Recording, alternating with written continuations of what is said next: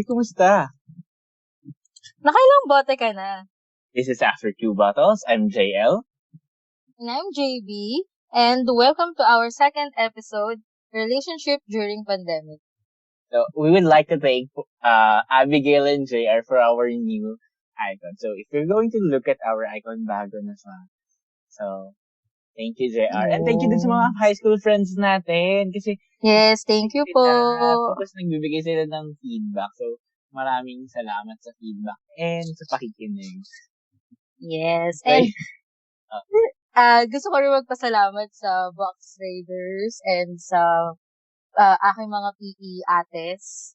So, thank you so much for listening and for sharing. Yes, thank you po. Ang babait ninyo. Thank you. Yeah, sana sunod sponsor. Magbigay naman kayo ng ano. Kung may business mo kayo, pwede kami mag-promote. Yes, we can promote your business, guys. And then, dapat may benefit kami. Oo. Okay na kami sa free products. Yes. O gusto niyo i-review namin yung mga products niyo, pwede yun. Pwede naman. Yes. Padala lang kayo, bigay ko address namin. Kaso ASMR pala, no? Inumuya natin. Uy, masarap siya, ganun. Oo. Yes. Oo, kung gusto niyo ng mga ganong klase, di ba, ASMR. So, pwede namin gawin. Yes. We're waiting po. Just message us. Wow. Ang kapal ng mukha natin. Alam namin listener. Tayo lang din. At least may listener. Okay na yun. Dito nagsisimula talaga lagi. Yeah, saka diba? It's a good,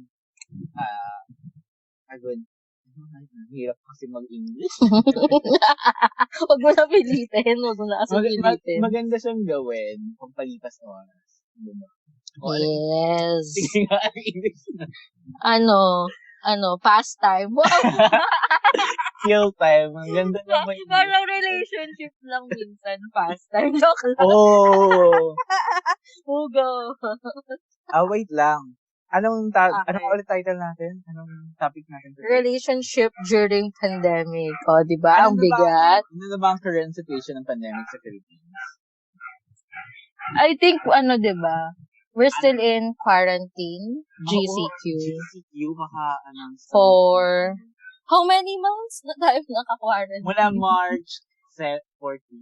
March 14 hanggang ngayon, naka-community quarantine din. Iba-iba yung tama. So, it's been a March, April, June, July. 5 months, magsa 6 months na tayo this August. So, ganun na siya katagal. And, yes. Kahit na community quarantine, pataas pa rin ng pataas yung cases natin. So, oo. Tingnan mo, di ba? Ang galing i-magic yung data ng mga gumaling na. O, di ba? Ang bilis. So, ayun, siguro maganda na maganda talaga during pandemic. Meron tayong critical thinking on how we analyze the information that we receive. For example, para po sa listeners, hindi po talaga dapat ginagamit na pang-disinfect ang gasolina unless sisindihan po ninyo. So, pag nasindihan nyo, sa hapon talaga yan ma-disinfect. Trust me, fire is a good disinfectant. Pero, gasoline wow, iba talaga pag nagsalita ang may kinalaman sa science. Dati po kasi akong gasoline boy. Ako po kasi yung alam ko lang na magandang pag-disinfect is maligo, yung mga ganon, laban, gumamit ng sabon because of the hygiene. Wow. Kasi po, dati po akong car wash girl ako. May kanya-kanya lang trabaho. Iba pala yung work na. Pero yes. Diba? This pandemic affects everyone talaga. Lahat affects. Oo naman. And marami I think talaga. one factor na affect talaga ngayon is yung relationship, romantic relationship. Oo, let's be honest. Sometimes, hindi sometimes may mga tao na nagkakaroon ng pagsubok kapag long distance relationship. Yeah. Diba? Alam natin yan. May hindi talaga maglalas or hindi i-stay or hindi magko-continue na relationship because of the LDR or long distance Oo, relationship. na naging LDR tayong lahat ngayon. Yun. Siguro kaya siya nagiging challenging kasi iba-iba tayo ng love languages na the way we express and receive our love. Ikaw ba? Ano bang love language mo? Ako kasi, sa totoo lang medyo talagang naging na ano rin, parang, paano ko ba sasabihin to? Kasi ako, as an individual, ang gusto kong love, gusto ko yung, ano ba ba't ang dami kong napunta na sa akin yung mo? Naibabasa pa na yung Naibabasa pa na yung Oo, dapat binibilang yun, tapos i-tweet nyo sa amin today. Yun. Ako yung tipo ng tao, parating sa love language, I want na time, personal touch, and act of service. So, wherein, di ba, lahat yan, dapat kasama mo yung tao. Same. Ako din kasi quality time. Tapos, physical touch. Tapos, acts of service. Base lang dun sa sinagot akong survey dun sa Kasi may mga quiz. So, base dun na-discover ko na love language that I would love to receive is also acts of service. Pero, yung main talaga is physical time. Tapos, physical touch. Tapos, quality time. Physical time? Paano yun? Imaginary time ka. Pero, yun. Yes. I mean, diba, during this pandemic, hindi natin ma-attain yung quality time. At saka physical touch, paano hindi nga kayo Paano, yes. Diba? Oo, malayo kayo sa isa't isa. Puro air hug lang. Hindi kayo pwede magkita kasi nga, diba? Virtual hug. Puro virtual na lang. Yes. Paano virtual kiss? Kissan nyo yung camera. Yeah. Wag yun po gagawin niya kasi may mga germs yung hindi ko ginagawa yun. Wala lang. Nakikita lang ako ng mga ganun na tao.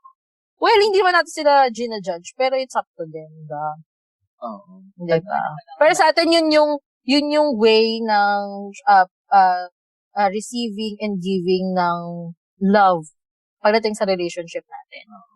Kamusta na ba kayo ngayon ng di ba in a relationship ka ngayon? Yes. Kamusta na kayo? Parang nakapag-physical touch ka na. Ang arte nung parte niya, I'm in a relationship. Kung nakikinig ka man. Wow. Hi, baby. Hi, baby. Love you. Wow. I love you. Siyempre, diba? Ikaw na may joke. Love mo Yeah, I'm in a relationship right now. In a happy relationship. Ikaw, di ba? Nabanggit mo naman sa first episode. Yeah, oo. We are in a happy relationship. And our relationship is really challenged by pandemic. Pero we are really coping up and adapting to these changes na nangyari. Parang mga ginagawa sa work natin, nagbabago tayo at nag-a-adapt tayo sa mga changes. Diba? So, yes, kailangan talaga mag-adapt.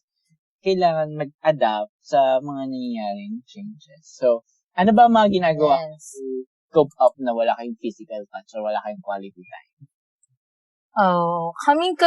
Kami ang most important thing sa amin to make our relationship strong, even though we are in a long-distance relationship, is, number one, communication. It's very important. Expand. Like, sige, kasi ako yung tipo ng taong mahilig din talaga ako na dapat nag-uusap kami within the day. Hindi dapat lumalagpas yung isang araw na hindi kami nag-uusap. Okay, so ganun kami, consistent kami sa pagte-text, even sometimes wala na kami mapag-usapan. It's okay as long as nararamdaman pa rin namin yung presence ng bawat isa. Kasi importante sa amin yun Like, may pagkwentuhan man kami something like kahit paulit-ulit siya. As long as nag-uusap talaga kami, importante sa amin yun. Na nararamdaman namin na nandito pa rin kami even though malayo ka. I think maganda i-highlight yun sa mga listener natin. Na yes. If you are in a relationship, kahit pandemic, kahit hindi kayo nagkikita, make sure na mapaparamdam pa rin na you're still present for that, Yes. Diba? Hindi, ang hirap pag naramdaman yung tao yun na parang walang taong nakikinig or walang sumusuporta sa kanya or hinayaan nyo na lang talaga isa't isa just to give time. Pero, hindi ko naman sinasabi na masama yun, na sometimes hindi kayo mag-uusap. Wala naman, nasa sa relationship. Pero, dapat maramdaman pa rin yung partner mo, yung presensya mo. na nandyan ka pa rin as the girlfriend or boyfriend. Importante yun. Kasi mahirap pag maniwala kayo sa akin, mahirap kapag mahirap kapag hugot. Mahirap kapag hinayaan mong maramdaman ng partner mo na mag-isa na lang. Learn from my mistakes. Ako naman, one way to cope up siguro, we are exploring different ways to bond. Kasi diba, one of my love language is quality time. So, we are exploring different ways to bond. So, for example, pwede nyo din itong gawin. For example, mag-Netflix party kayo, diba? That's a good thing. Nakasabay kayo manunod. So, parang together pa rin naman kayo. Pwede kayong kumakain habang nag-video call. Parang napanood ko panoorin niyo yung Game Boy sa YouTube. It's a BL series. So, it's about this pandemic. So, virtual lahat ng interaction nila mula episode 1 hanggang episode 9. Hindi ko pa alam sa episode 10 kasi panoorin ko. Pero, iba-iba yung, nagiging varied yung experiences nila doon. So, parang magandang i-apply doon natin sa relationship. Dapat varied din yung mga ginagawa natin during this pandemic or during relationship. So, na-try na natin yung Netflix party. So, phone call, chat, Snapchat, ano pa ba?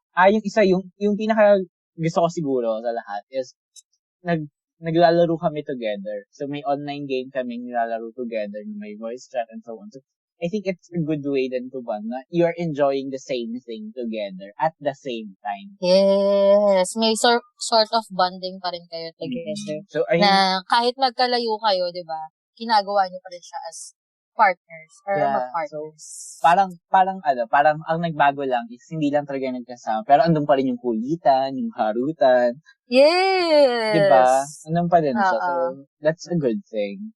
Kasi so, kami sige, go on. Hindi, kami ng partner ko, consistent kami pagdating sa video chats. Yan. Doon kami medyo nagbaband. Like, and also, mahilig kaming magband ng, sabay kami nakikinig ng kanta. Sa video chat, may magpapatugtog siya. Tapos, nakikinig lang kami kahit di kami nagsasalita. Kasi, yun yung sort of bonding namin together doon. Mahilig kasi kami para sa music. Yeah. So para sa mga nakikinig kami para sa kanta. I-discover nyo, kung ano yung parehas yung na-enjoy and sabay nyong gawin. Pwede naman through video call diba? Kagaya ng ginagawa. Find ways. Parang video lang yan. Find ways. Oo. Huwag mo i-promote yung video, hindi sila nagbayad. Sorry po, video, baka naman. Joke lang. Video, baka naman. Kahit bigyan nyo lang kami ng credit card. Na walang annual fee. Ang kapal ng mukha natin dun. So, yun, just find ways how to manage na mag-usap kayo or mag-bond kayo together kahit anumang platform ng social media. Yung sa tingin ninyo effective sa inyong dalawa. Gawin ninyo. Just make time. It's very important. At the end of the day, kailangan may oras kayo sa isa't isa. Yes. So, kasi diba, mahirap din naman talaga yung pandemic. So, maganda talaga na you allocate or you still have time for your partner kahit hindi kayo magkasama. Kasi, it's mahirap. Ito pa pala sa naalala ko. As much as possible, dapat yung partner mo kayo, dapat ano yung sabihin ko? Dapat, wala tuloy ako. Wait. As much as possible, kayo ng partner nyo, gumagawa kayo ng time together. Kasi, at dapat, dahil nga diba, this pandemic is really a stressful time. So, dapat, yung time nyo together is not stressful. Dapat it's a source of positivity. Yun lang yung, I think, magandang bagay dapat sa relationship. Pero tingnan naman sa relationship, naniniwala ako na hindi naman maiiwasan yung misunderstanding, tampuhan. Pero, actually, yes. During this diba? parang nagigil dun sa makapag-yes. Yes. Kaya nga, parang mahugot ka dun. Nahalata tuloy. During this pandemic, dapat talaga, meron tayong extra understanding. Kasi, yes, extra understanding, extra patience. Oo, kasi diba, mahirap talaga itong pandemic. Kaya, yes.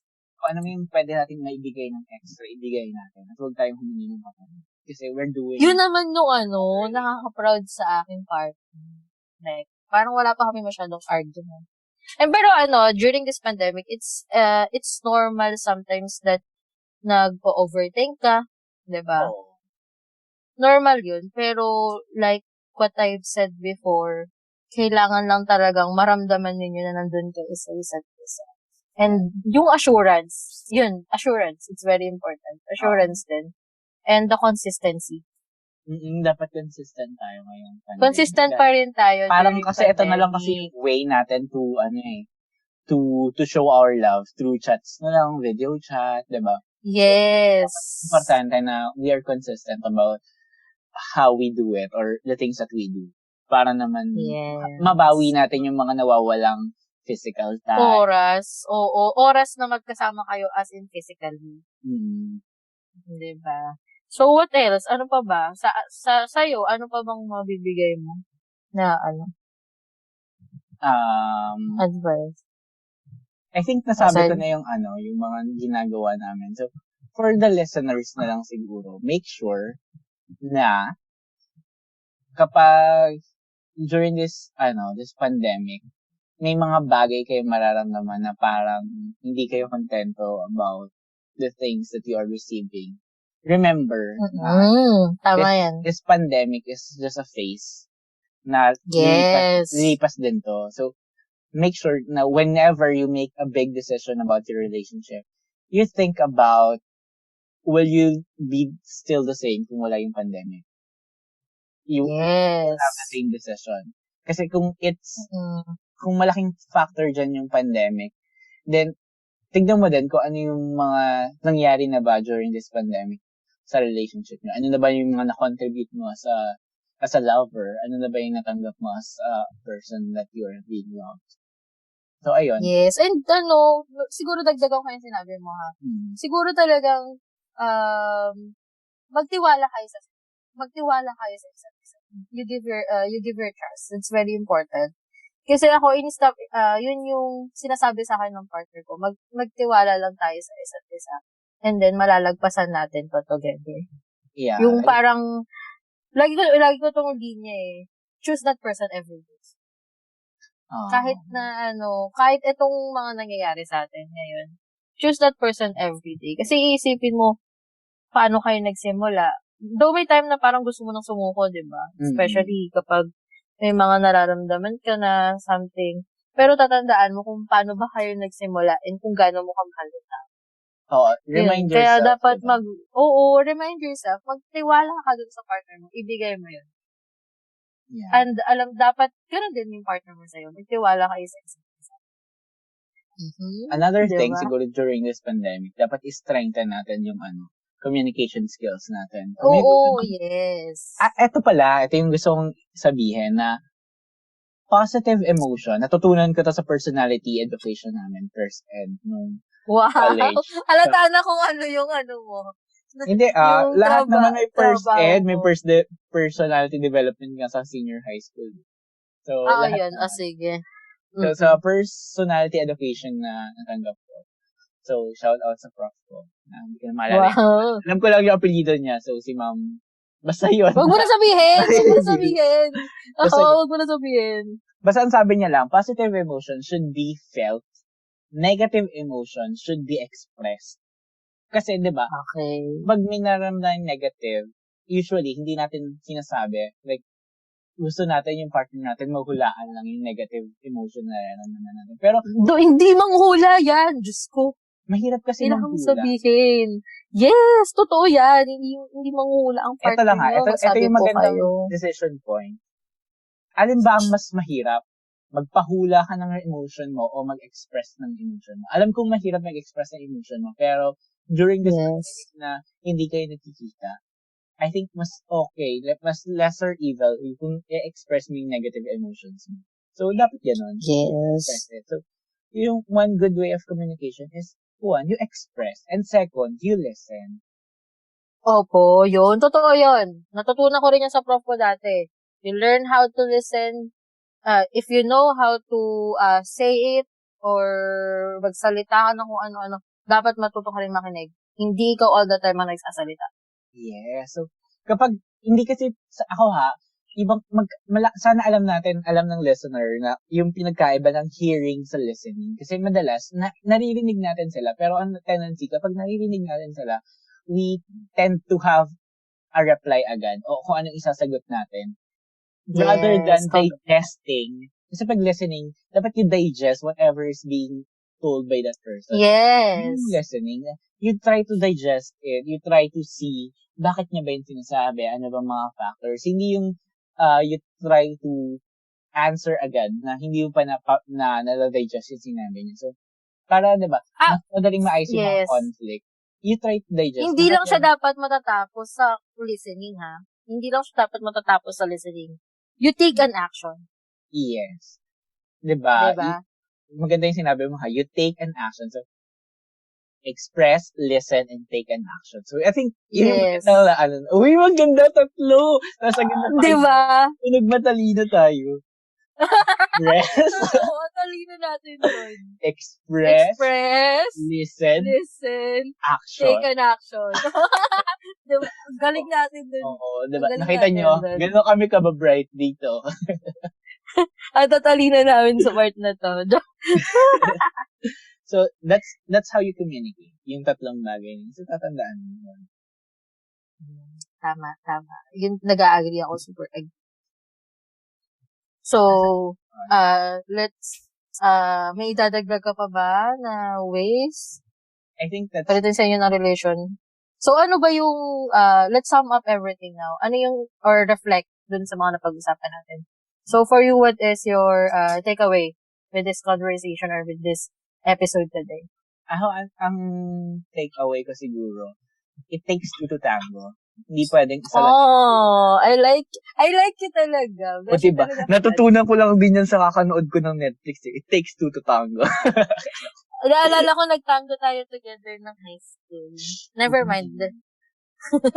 Yun yung usapan niya. Yun.